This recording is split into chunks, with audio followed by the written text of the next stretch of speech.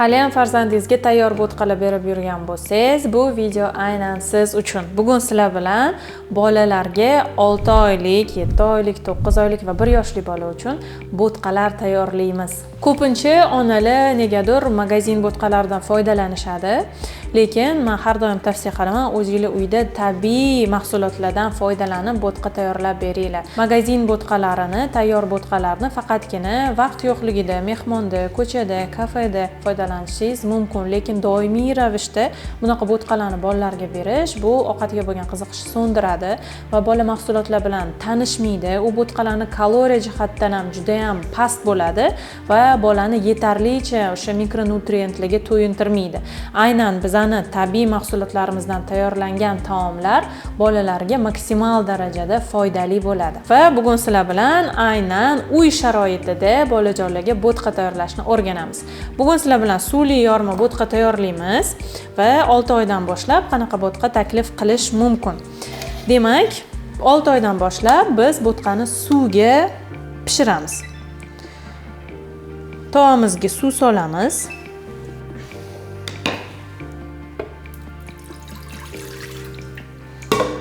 Va yormamizdan solamiz.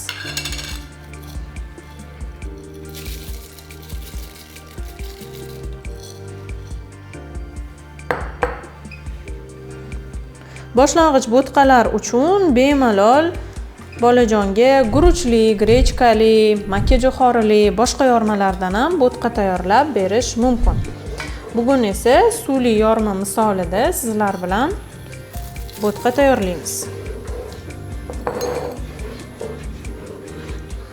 Suvli yormalarni ham har xillari bo'ladi.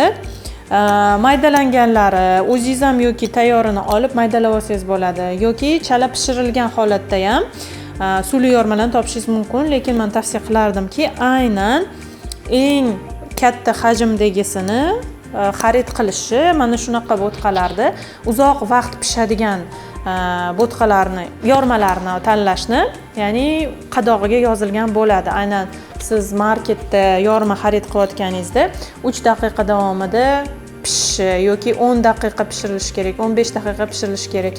Maksimal darajada pishirilishi uzoq bo'lgan yormalarni xarid qilishga harakat qiling.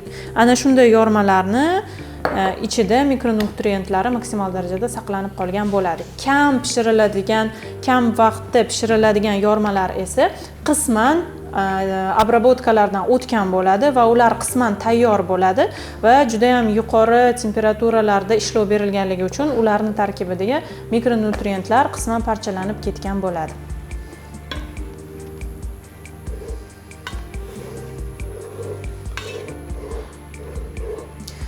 Bo'tqamiz qaynab chiqyapti va yaxshilab pishirib olamiz. 6 oydan boshlab bolalarga suvga pishiramiz, chunki sut allergen hisoblanadi va eng birinchi bo'tqa uchun hech narsa aralashtirmasdan suvli yormasini faqatgina suvga pishirib olishimiz kerak bo'ladi.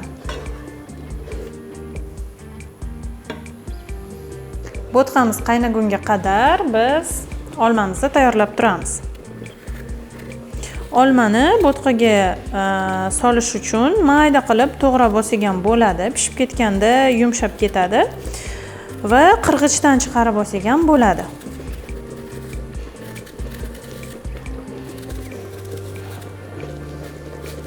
Olmamizni mayda qilib to'g'rab olamiz. Somoncha shaklida xohishga ko'ra mayda-mayda kubik qilib to'g'rasak bo'ladi. Eng osoni aytib o'tganimdek qirg'ichdan chiqarib yuborish ham mumkin.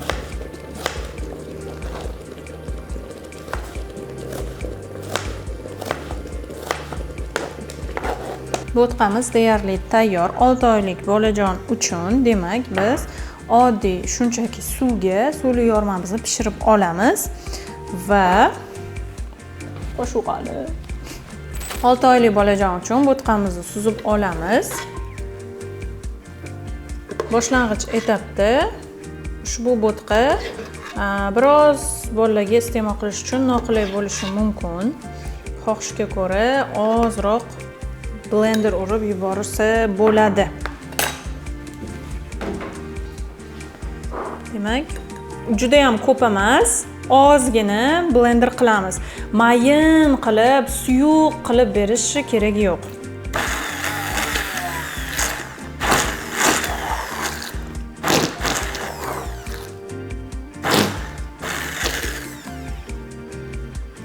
Mana shunaqa qilib berishi o'zi yetarli bo'ladi. Bolaga qiynalmasligi uchun biroz blender qilamiz. Endi albatta bu bo'tqamizga sariyog' qo'shamiz. Har bitta taomga bu sabzavotli taom bo'ladimi yoki bu bo'tqa bo'ladimi? Sabzavotli taomlarimizga albatta zaytun yog'i qo'shing. Bo'tqalarga esa sariyog' qo'shib bolajonga taklif qilamiz. Bolajonning ilk bo'tqasi 6 oylik davrda mana shunaqa, demak, ko'rinishga ega bo'lsa, ideal ravishda bo'ladi. Bu bolajon birinchi bor bo'tqa bilan tanishishi uchun suli yorma bo'tqa.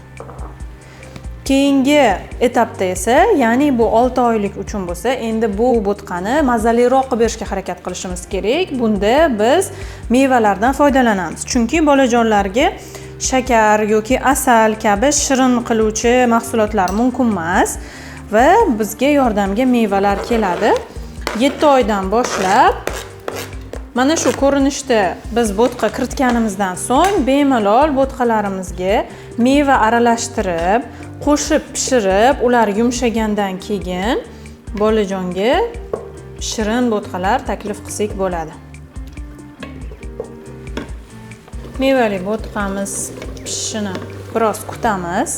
Odatda olma juda ham tez pishib ketadi va olmani o'rniga tayyor bo'tqani o'ziga bananni ezib solsak ham bo'ladi. Turli xil boshqa mevalardan ham bemalol foydalansak bo'ladi. Misol uchun nok, shaftoli kabi mevalarni ham bo'tqamizga qo'shib tayyorlab, shirin ta'mga ega qilib bolajonga taklif qilsak bo'ladi. Bo'tqalarning konsistensiyasi quyuq bo'lishi kerak. Aytib o'tganimdek, juda ham suyuq yoki juda ham mayin bo'lishi kerak emas. Aynan bolani ovqatga o'tkazish degani bu ularni qattiq mahsulotlarga o'rgatish degani, ya'ni moslashtirish. Ular 6 oy davomida ona suti orqali yoki sun'iy aralashmada katta bo'layotgan bo'lsa, smesli bo'lsa, suyuq so'rish orqali oziqalanishgan va ular chaynashni, og'zida ovqat ushlab turishni, hattoki yutinishni ham endi shakllantirib o'rgana boshlashadi.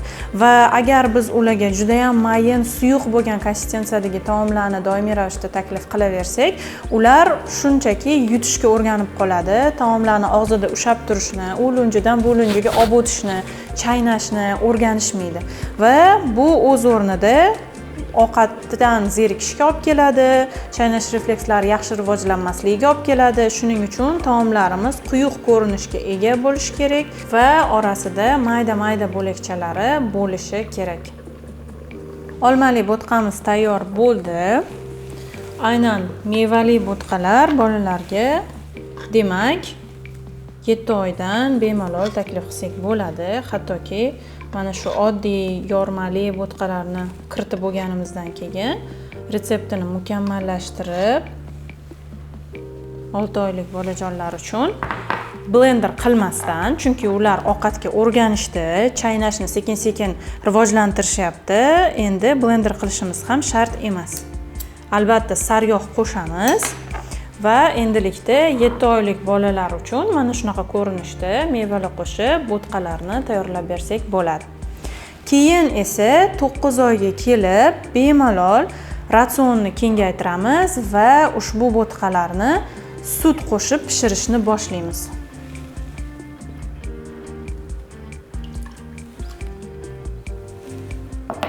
Sut allergen mahsulot hisoblanadi. Aynan shuning uchun gipoallergen mahsulotlarni kiritib bo'lgandan keyin, bolaning mikroflorasini ovqatga o'rgatgandan keyin bemalol sutli mahsulotlarni ratsionga sekin-astalik bilan kiritishni boshlasa bo'ladi. Va taxminan bu vaqt 9 oylik davrga kelib taqaladi. Barcha mahsulotlarni kiritib borganingizdan so'ng 9 oyga kelib bolajon ancha ko'p mahsulotlarga o'rgangan bo'ladi, yaxshi iste'mol qilishni biladi, chaynashni yaxshi o'zlashtirib oladi va ularga bemalol endi bo'tqalarni 50% suv, 50% sut proporsiyasida tayyorlab taklif qilamiz. Sut tanlashda e'tibor berishingiz kerak bo'lgan jihat, bu sut yog'lilik foizi yuqori darajada bo'lishi kerak. Ya'ni sut yog'li bo'lishi kerak va yog'sizlantirilgan sutlardan foydalanmang yoki yog'liqlik foizi juda ham kam bo'lgan 1-2% sutlardan foydalanmaslik kerak bo'ladi bolalar uchun.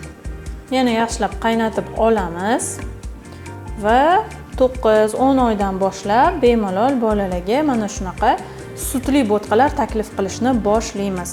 Ko'rib turganingizdek, retseptlar borgan sari, bola katta bo'lgan sari mukammallashib borish kerak va har doim bir xil ko'rinishda bir xil narsa taklif qilish kerak emas.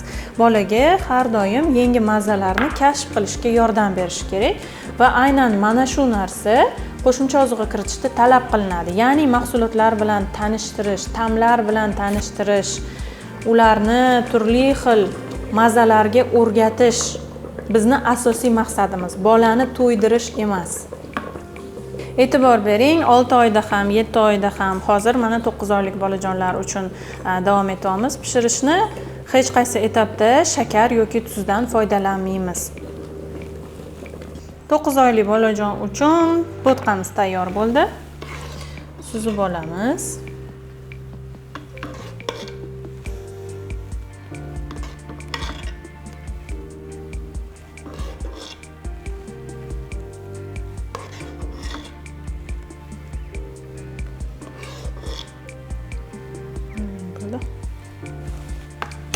Sutli 9 oylik uchun tayyor. Albatta sariyog' qo'shishni unutmaymiz. Sariyog'da bolalar kerakli bo'lgan mikroelementlar juda ham ko'p va bu bo'tqani kaloriyasini oshirishga yordam beradi. Ya'ni energetik qiymati taomni oshadi. Bu demak 9 oylik bolajon uchun, bu 6 oylik bolajon uchun, bu 7 oylik bolajon uchun. 1 yoshdan boshlab esa taxminan 10-11 oylik bolalarga ham demak biz bo'tqalarni o'zgacha qilib taklif qilishga harakat qilishimiz kerak.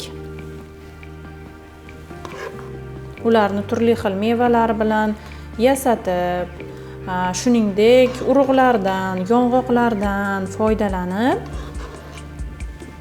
bo'tqalarga qo'shib bersak bo'ladi. Chunki bu ham bolalarga maksimal darajada mikroelementlarni ratsionida kiritishga, ko'paytirishga yordam beradi. Demak, biz foydalanamiz qovoq urug'laridan, omega 3 ga boy. 1 yoshli bolalarga yoki 1 yoshga to'lmagan bolalarga qovoq urug'larini mana shunaqa ko'rinishda ustiga sepib berish mumkin emas. 1 yoshdan keyingina biz mana shunaqa ko'rinishda bersak bo'ladi. Buning uchun kofemolkadan yoki oddiy pichoq yordamida demak yong'oqlarni maydalab keyingina bo'tqamizga qo'shamiz. Chunki bu tiqilish xavfi yuqori mahsulotlar hisoblanadi. Ham silliq, dumaloq ko'rinishga ega, ham qattiq. Bola chaynashga qiynaladi. Yong'oqlar qo'shamiz. Buta mevalaridan foydalanamiz. Bu qo'shimcha kletchatka.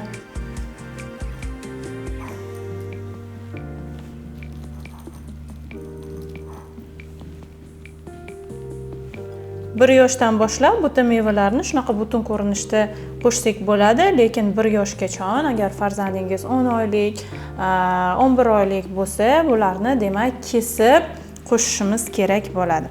Va albatta aytib o'tganimdek sariyog' qo'shamiz. Turli xil boshqa urug'lardan ham bemalol foydalanishimiz mumkin. Bu bolani qiziqtiradi, bu qo'shimcha vitaminlar, qo'shimcha minerallar, shunchaki uglevodli bo'tqadan ko'ra albatta mevali kletchatkaga boy, qo'shimcha foydali yog'larga boy bo'tqa iste'mol qilgani yaxshiroq. Bo'tqalarimiz tayyor. 6 oylik bolajon uchun oddiy suvda pishirilgan, 7 oylik bolajon uchun mevali bo'tqa, bu ham suvda pishirilgan, 9 oylik bolajon uchun sutda pishirilgan mevali bo'tqamiz va 1 yoshlik, 11 oylik bolajonlar uchun mevali, yong'oqli, sutli bo'tqa. Bunaqa bo'tqalardan keyin bolalaringiz albatta bo'tqalarni yaxshi ko'rib qolishadi. Yo'q, yemayman degan gaplarni ortiq eshitmaysiz degan umiddaman va o'zingiz ham albatta mana shunaqa oddiy ko'ringan taomlarni ham bolalarga ko'rinishini, mazasini mazali qilib tayyorlab berishga harakat qilasiz degan umiddaman. Bolamga nima tayyorlab bersam bo'ladi, mazali bo'lishi uchun, foydali bo'lishi uchun deb bosh qotirayotgan bo'lsangiz, bizda maxsus to'plamlar mavjud. Nonushtalar, taomlar, tamaddilar, foydali desertlar va hattoki muzlatilgan mahsulotlar va ushbu to'plamlardan foydalanib bolajonlaringiz uchun mazali, mutlaqo shakarsiz, mutlaqo qo'shimchalarsiz bo'lgan tabiiy mahsulotlardan tayyorlangan har qanday oyga to'g'ri keladigan retseptlardan foydalanishingiz mumkin. Ushbu retseptlardan foydalanish uchun havola orqali biz bilan bog'laning. Ushbu video tagiga havola qoldiramiz va menejer bilan bog'lanib batafsil ma'lumotga ega bo'lishingiz mumkin. Agar bugungi videoyimiz sizlarga foydali bo'lgan bo'lsa va retseptlar rubrikamiz foydali bo'layotgan bo'lsa, albatta layklaringizni ayamang. Izohlarda qaysi retseptlarni ko'rishni xohlaysiz yozib qoldiring. Biz tayyorlab ko'rsatishga harakat qilamiz va o'zingiz kabi onalarga ushbu videoni jo'natib qo'yishni unutmang.